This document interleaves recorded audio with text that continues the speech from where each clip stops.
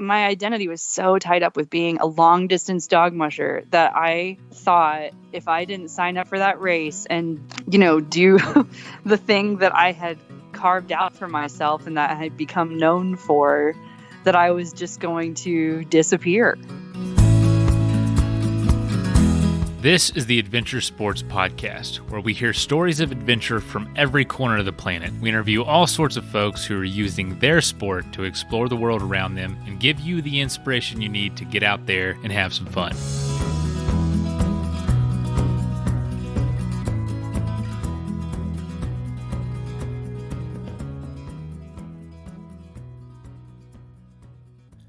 You probably remember Kristin Knight Pace from episode 505 on this show that came out almost a year ago now, actually just over a year ago. And she was talking about her life in Alaska, racing the Iditarod, doing literally dog sledding while pregnant and while breastfeeding. Pretty crazy stuff. Her and her husband, Andy, lived up in the mountains of Alaska, really remote lifestyle. And I interviewed her for just recently for my other show called Without Compromise, because I figured, what better example of a life to live without compromise than rural Alaska with kids. Now she has 2 kids. And when I reached out, realized that her life was changing a totally different direction. So I decided to release that episode on this show too, instead of a revisited episode on Thursday, to kind of tell what she's up to now, the direction her life is headed with her and her family. They're actually, spoiler alert, moving to Texas to start a farm. And we reflect on the whole quarantine thing, but she's just a totally incredible person. Park ranger, everything, just really awesome. Has the incredible book out that became her book, This Much Country, was on New York Times summer reading list, which is pretty incredible. And so we're going to reflect on that, listen to her story, what they're doing now. And I think it's just a great story for folks going through change right now. A lot of us have been forced into change through layoffs or job cutting back, or, kids are at home with us. But also a lot of us are going to be choosing to change after this and in the midst of this. So, hopefully for the better as well. So we're talking to someone who is taking this opportunity to make the changes they know they need to make in their life. And I think it's something we can all learn and grow from. I've gotten a couple really nice emails this week from folks listening. I want to, just thank y'all so much. Allie, you emailed me, just said the kindest things. And also Barbara, thank you so much for your emails, for your letters. That has just been so helpful during this time. And also Aaron, thank you all so much for listening, for sharing. And if you'd like to reach out and share some kind words, info@adventuresportspodcast.com, or just my name. My name's Mason, by the way, Mason Gravely. And that's just Mason@adventuresportspodcast.com. All right, stay in there and have some fun.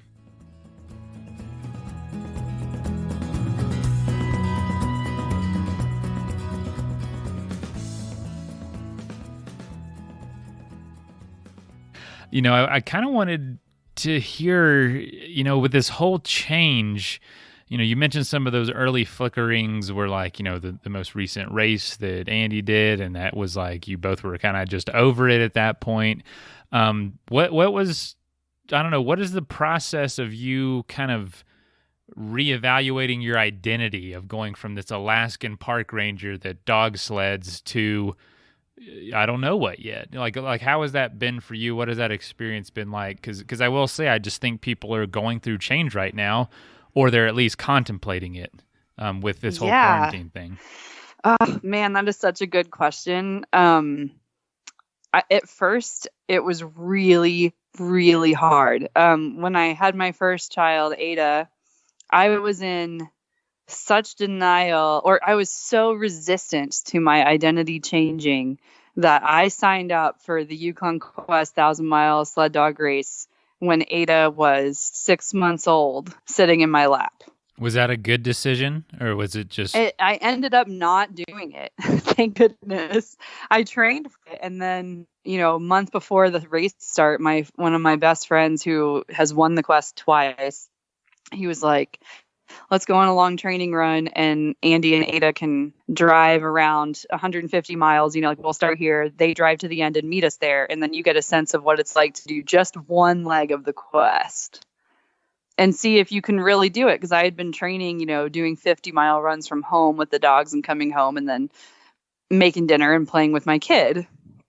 And I knew that the highway was in terrible shape, that they'd be driving, and it would just be Andy alone with Ada, and driving in a place where you only could use a satellite phone and no cell service, and just the anxiety of that thought, was enough to make me not want to do it. But then I was like, this is so unfair to the dogs for my brain to not be 100% right here with them, and for my heart to not be 100% in this with them, because that's what they deserve. They're giving you so much, and you have to give it back. And I knew as soon as I pulled up and started hooking up that dog team for that training run, I was like, I don't want to do this, and that's okay. Like, what I do want to do is maybe run my dogs 40 miles in the sunshine on a beautiful March day and come home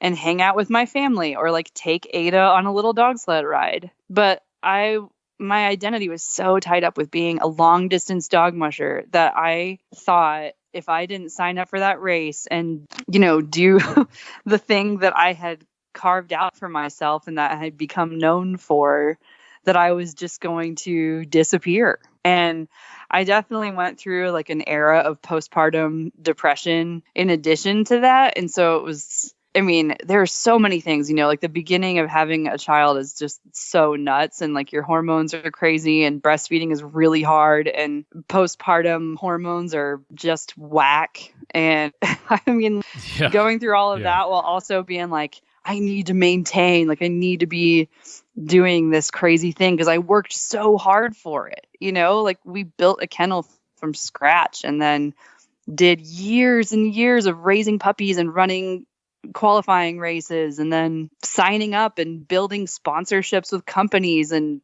I wrote a memoir that like detailed that whole entire thing. And it's like, this is who you are. But when I told my mentor, Jeff King, that we were going to maybe throw in the towel, and I was really sad, I was like, kind of felt like I felt defeated. And he was like, Kristin, you're going to have like 10 more identities in this life. This was just one chapter of your life. This doesn't have to be the all defining thing, So once we made the decision, like, okay, what's important to us? Be closer to family, still have access to mountains and wilderness, and of course I had to convince my supervisors at the Park Service that I could still do my job, like from a different place. And so that's kind of how we all settled on Missoula, Montana. And when we first got here, granted the drive, 8 days of 10 to 12 hours of driving a day with an 8-week-old baby and a 2-year-old. Oh, Lord, have mercy. Was, and not to mention Whitman had broken my tailbone when he was born. And so I had to ride like in a car for all of that on one of those like inflatable donuts. You guys are outrageous. It was so brutal. I was like, well, I guess we've like trained for this kind of, because we do ridiculous things and we thrive in chaos. And so we were having, at first we were like, holy shit, can't believe our only home is this camper and we're driving across the freaking planet with these babies. Like, what are we doing? But once we got here, we were like, wow, you can just walk into a store and get stuff and it doesn't cost $5 for a single avocado. Like I took pictures of the grocery prices and like sent them to my friends. Oh, I believe it. Because, for people to understand, you guys, your cabin in Alaska, you didn't have running water or anything, correct? No, we did not have running water for 10 years. And we did not have electricity at the beginning either. And we put that in ourselves. We didn't have road access for the first 3 years that we lived there. We had to walk in. We had this big, long trail, and we'd put our muck boots at the end of the trail and take them on and off when we come and go from work.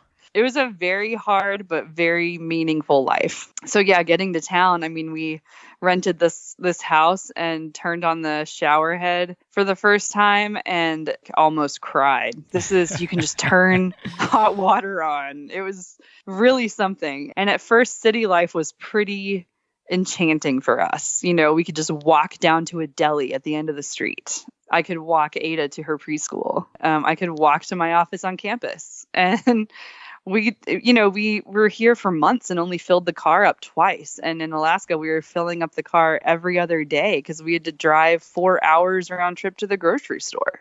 It was really, we were like, we made such a good decision. This is it. And then, the cars still driving by our house at 2 a.m, like thumping out the bass, waking up our kids and looking out the window and seeing all the neighbors' houses. And, we just started to feel that old familiar yearning for being in the middle of nowhere. But we were like, this is just an old habit, like we kept trying to press it down, and be like, we're doing this for the kids. We're in the city for the kids. They're going to have a great opportunity to be around community and school and all this stuff. And then the quarantine happened and we were like completely alone in the house again, just like we were in Alaska, and making all of our meals again, just like we did in Alaska, eating out of cans, like all of that. And we were like, okay, I guess the thing we really needed was not to be in a city. Like, we can still be out in the country somewhere, but the thing we really needed was our family. And so I had this wild hair, like, I wonder what it would be like to start a small farm. Like, this is the apocalypse right now. What if the world ends? Like, what if the world is ending? What if it's like The Road by Cormac McCarthy, where like everyone's out scratching out survival. And it's like, if that was going to be the case, what's one thing we could do that would ensure that we would be okay and we'd live through it, and that our family would be okay and would live through it, and that our neighbors would be okay and live through it? Well, we could grow food. This was like my line of thought. And so then I like signed us up for the Cornell Small Farms program.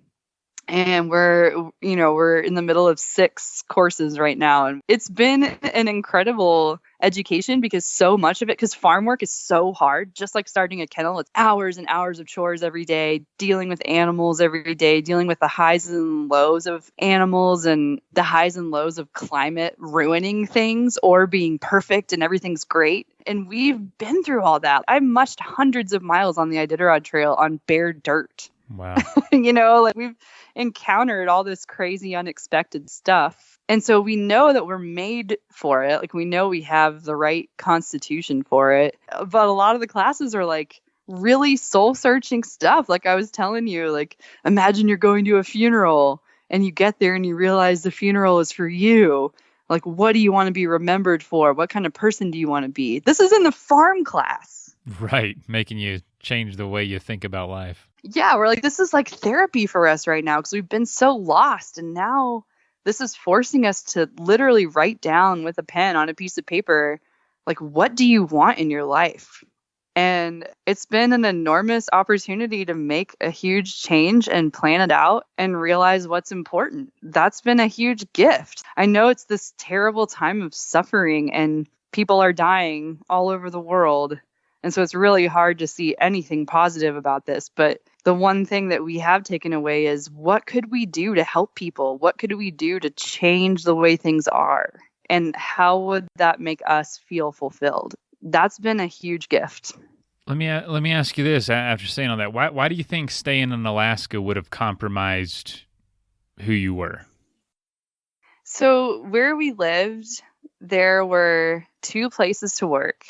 You could either work for the Park Service or you could work for the coal mine. And if you wanted to grow in any other direction, there wasn't really the opportunity for that. Secondly, we had elected a governor who completely slashed all the funding for education, like right as we were thinking of leaving.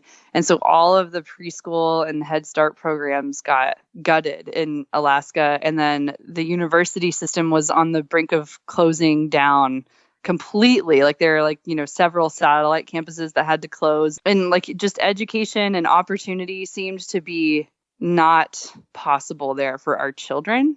And it made us really sad and kind of feel helpless. And we're like, why would we choose to stay here and like make our kids endure this incredible lack of opportunity? And then third, where we lived, the winters were really long, like 7 months most of the time. And, I was going to my doctor's appointments on a snow machine, like loading up my 2-year-old and her little tutu and her snowsuit on a snow machine and powering through 70-mile-an-hour wind gusts to get to the car. And like people loved it on Instagram. It looks cool, unique and tough. And wow, you're raising those kids right. What a cool story they'll be able to tell someday.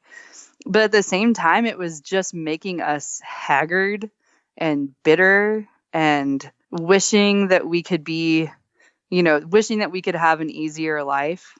Traveling to and from Alaska, like you couldn't find an airline ticket less than like $1,000 a person if we wanted to leave. And so whenever we did leave, it was only to go see our family. Like you could never go anywhere else. You couldn't see any other part of the world unless it was in Alaska, which we had a lot of amazing adventures there. But, like all of those things, when we were sitting down and thinking about what we really need at this point in our life, for this era of our life, essentially, early parenthood, it was not any of those things. And so, yeah, if we had stayed in Alaska, we were in a 1-room cabin with a cold floor, and we'd be stuck in there right now with just no help and no connection. Mm-hmm. Mm-hmm. That I thought, if we were in Alaska, it would be really different. Like we had this very small cluster of friends who would literally do anything for you at the drop of a hat. And that's a really hard thing to cultivate. That takes a long time. And we don't, necessarily have exactly that same kind of community here. You just can't. Alaska is so nuts that the things that you and your neighbors go through together, like digging excavators out of a 10-foot deep hole in the tundra, or like chasing after someone's lost dog team for 6 hours, stuff like that. You just can't really replicate challenges. That anywhere else. Yeah. Maybe the military or something. That's about it. That is wild. So are you, you mentioned Instagram, and, like that is, I'll be totally honest. That's something I'm plagued with, is being interesting to other people. That's something I almost like a goal. And a lot of me I'm finding is that I don't want to do those things anymore. Was that all a hesitation to you, being a park ranger in Denali and racing dog sleds? And I mean, it's just so cool to so many people. Was there any sort of saying I need to let go of that image? It was definitely hard at first. I kept, and even now I still have our friends who are renting our house and watching our dogs for us. They'll send us beautiful photos of the dogs, and we'll post those on our Instagram page to let all of our fans have the update. And, they became our fans because they love the dogs, and now all of a sudden our photos are, a 3-year-old running around in building a snowman in the backyard, so. Yeah. For a while there, I started to notice that every time I did a post that was completely raw and honest about who I was and what we were going through, I would get tons of comments from people that were so supportive, and I would lose dozens of followers. Like I posted this one photo that has become kind of iconic for my Instagram account, but it's all of my stretch marks. It's like my stomach with all of my stretch marks from bearing 2 children and my Iditarod belt buckle. And it said, moms do. And it was really funny because there were so many people that were like, yes, like this is it. And then so many people that were probably completely turned off by that, and like ditched us. And I was like, you know what? That's okay. It's kind of like weeding out the riffraff. I don't really want people who don't want to know exactly who we are to follow us anyway.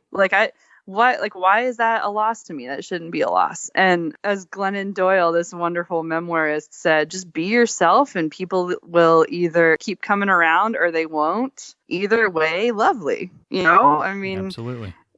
I thought that was so liberating to read something like that, because it's like, yeah, that's exactly the point, Not everyone is going to like you, and you're not going to like everyone, and you don't have to be likable by everyone, and that's okay. Like, that's what makes us all different, and that's why you have the group of best friends that you have. It's probably a small, close-knit group of people who know all the good things about you and all the bad things about you and love you anyway. That's what you want. You don't want a zillion best friends who only know this one shiny version of you. So that's when I was like, all right, I don't really care if we're boring anymore to people. Like, they can go follow all my other friends who are still dog mushers.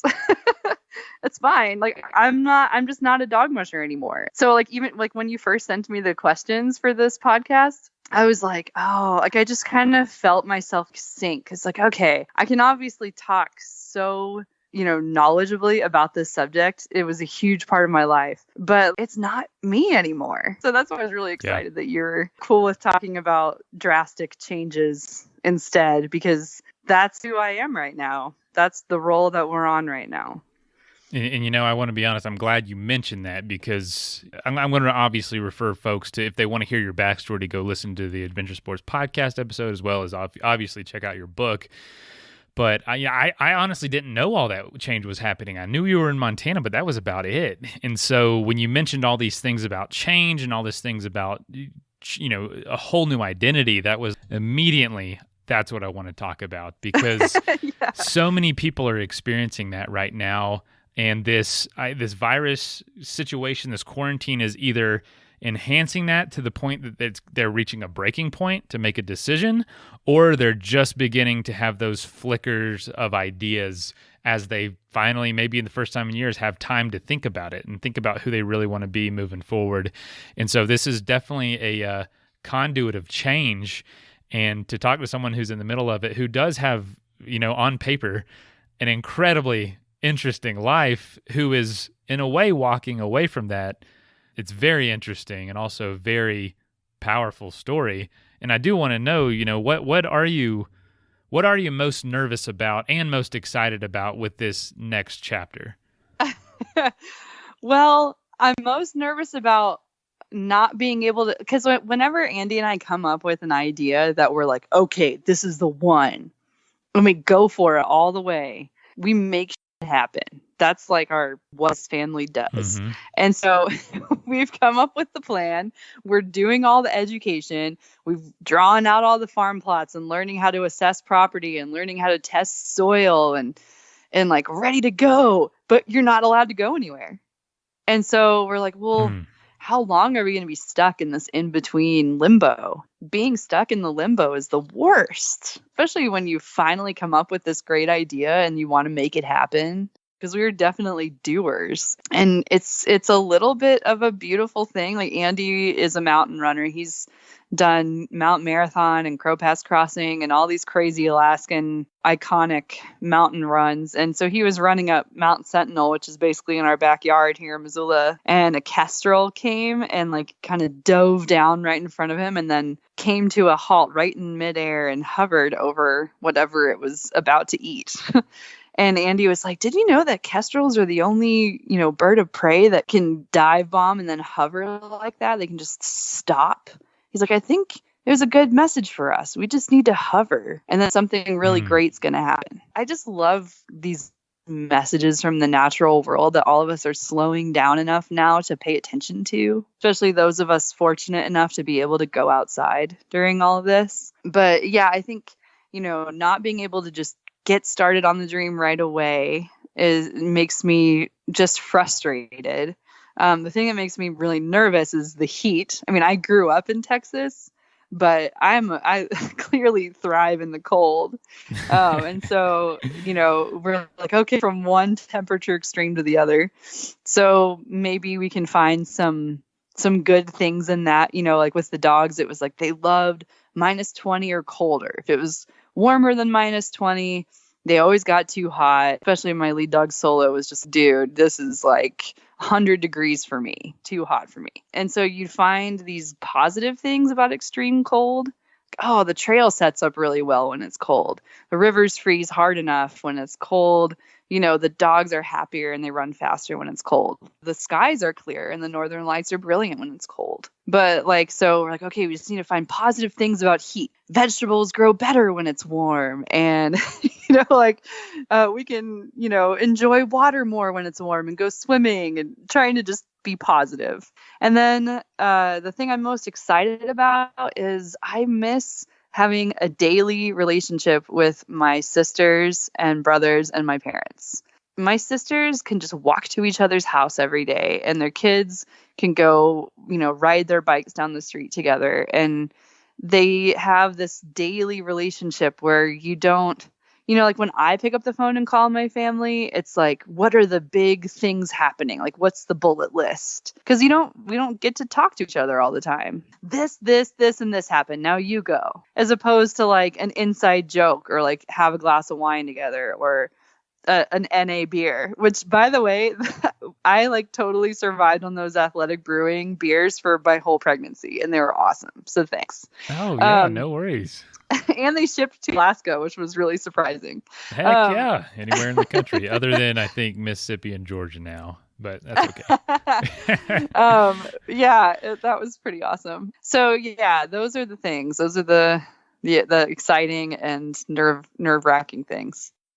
Wow. There's so much here. There's so much to talk about. And I imagine, I love what you said earlier about going through all those identities. I mean, that's just so true. I feel like I'm in the middle of that too, and that it's going to be okay, and that those changes are going to happen. And there's going to be multiple. It's not going to be, you were this, now you're this. It's like, you were this, now you're this, then you're going to be this, then you're going to be that, then you're going to be that over there.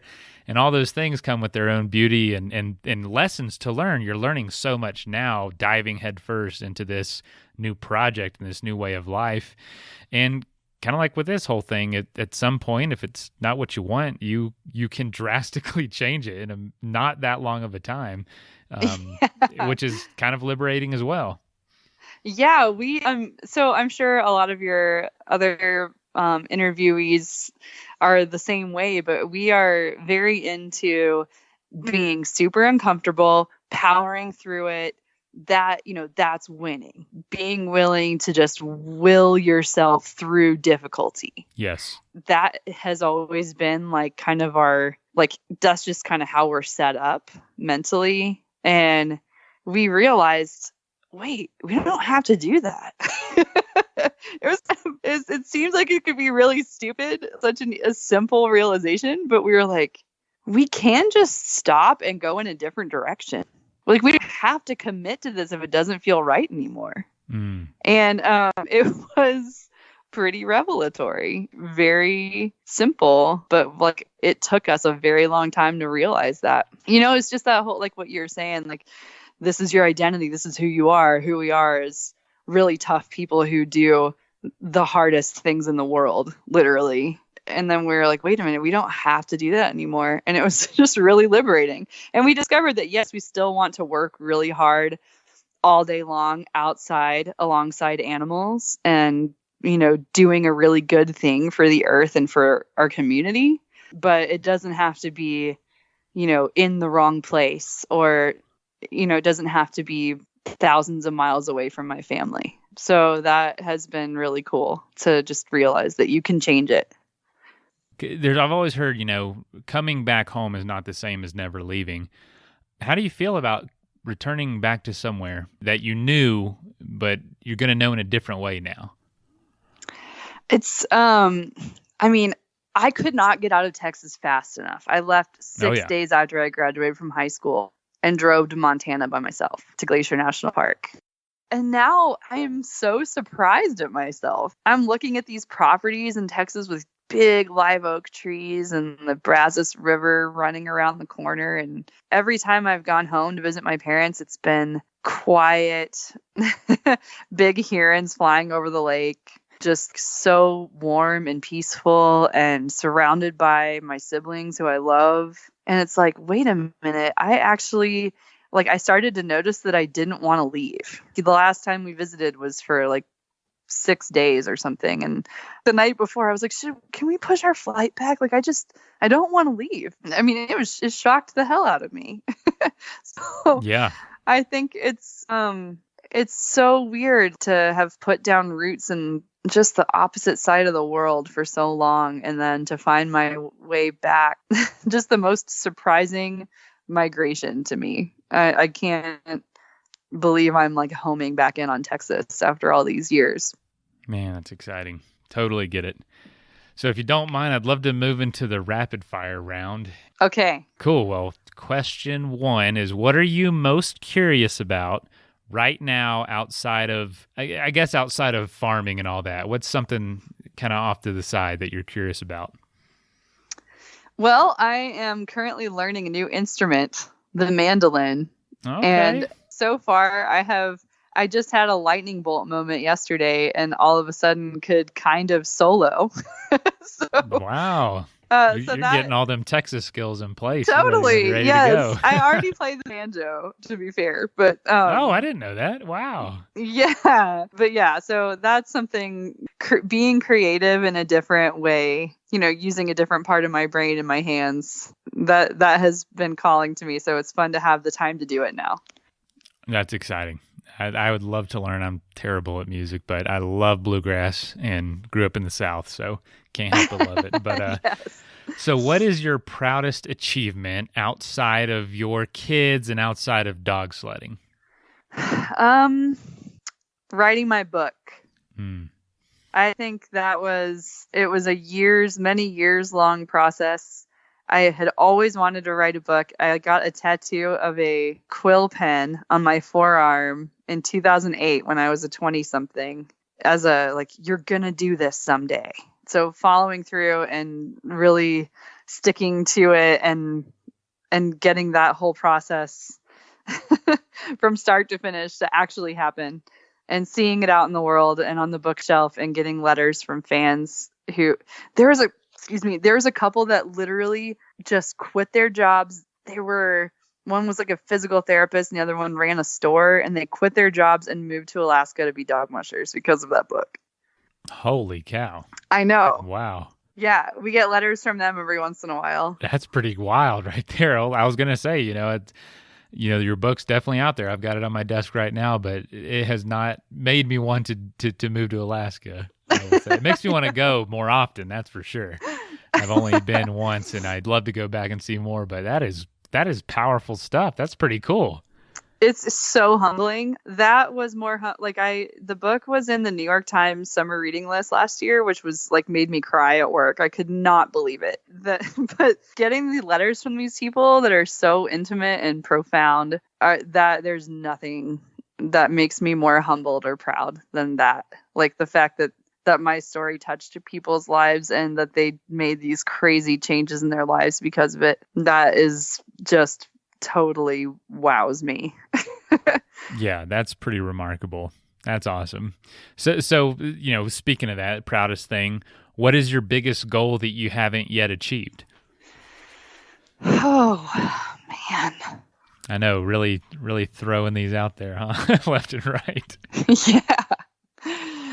Well, the thing that settles my mind at night is just imagining a beautiful farmhouse with a big porch and gorgeous leafy vegetables and flowers all around, and my kids, having a relationship with the earth and knowing how to do something that's good for the whole community, not just good for themselves, by growing food and knowing how to care for animals and being kind to each other like that. I want to do that. And so that's kind of my Zen moment every time I close my eyes. I'm like, that's what I want. That's what everything we do is going toward that. Definitely. And that's a big goal, and that'll take work. And that's definitely something you and Andy aren't afraid of, is working hard. So that'll be exciting to accomplish and continue to accomplish. It says don't expect to be super productive for the first 5 years. In terms of being able to actually have a market and bring stuff to it and, be making some kind of a living. And we're like, that's how long it took for the sled dog kennel. We found the property, we brought the electricity in, we bought puppies, we bred them, we ran our qualifying races, and then bam, we were running a 1,000-mile race. But it was a long vision, a long goal. And we like those. So this is the next one. Wow, that's going to be what it takes. I mean, so speaking of that, what does it mean to you to live without compromise? I think when you look all around you and the world that you see is a perfect reflection of who you are, that to me is living without compromise. Like if you can sit still for a minute and just sink down into yourself and know, like, in your body and soul what is right to you. And for me, I do that, and it's the sound of the wind through the grass and birds singing and big trees and little baby animals being ridiculous and hilarious, and my kids having a relationship with those animals. And those are the things that just like bring me peace on the inside. And I want to be able to open my eyes and look at my world and see that. And that to me is living without compromise. So in closing, how can folks follow you and where can they find you? Well, my Instagram handle is still Hey Moose Kennel. We're on Facebook too. Hey Moose. Moose was my first sled dog, a very giant dog. His story is also in my book, which is called Great Story. This Much Country. It is in any bookstore, or we're hoping that you'll support indie bookstores and order through them. A lot of them are having like curbside delivery or curbside pickup. One of our little bookstores here in Missoula is doing home delivery if you live within walking distance. Oh, wow. All right. But yeah, so you can find it pretty much anywhere, and it just came out in paperback on March 10th. Also on audiobook. I read it myself. So if you're more of an audiobook fan, you can find it on Audible and iTunes. Well, cool. Well, thank you, Kristin, so much. And tell your family hello, and thank you for giving us a little time. And yeah. All right. Thanks a lot, Mason. Yeah, it was great talking to you. A year later, we'll talk again in a year or so. I know, for real. Okay, cool. Thank you. Right. Bye. First of all, thank you so much for listening. It means the world to us that you choose to listen to the show. If you'd like to help us further, you can leave a review on iTunes, share us with your friends, your family. It goes a long way to growing the show. You can also support us financially through patreon.com/adventuresportspodcast. Link is in the show notes. And also, if you have an idea of who could be a good guest for the show, we're always looking for people to tell their story about the outdoors or adventure. So if you know someone, please reach out. Email us at info@adventuresportspodcast.com. And until then, get out there and have some fun.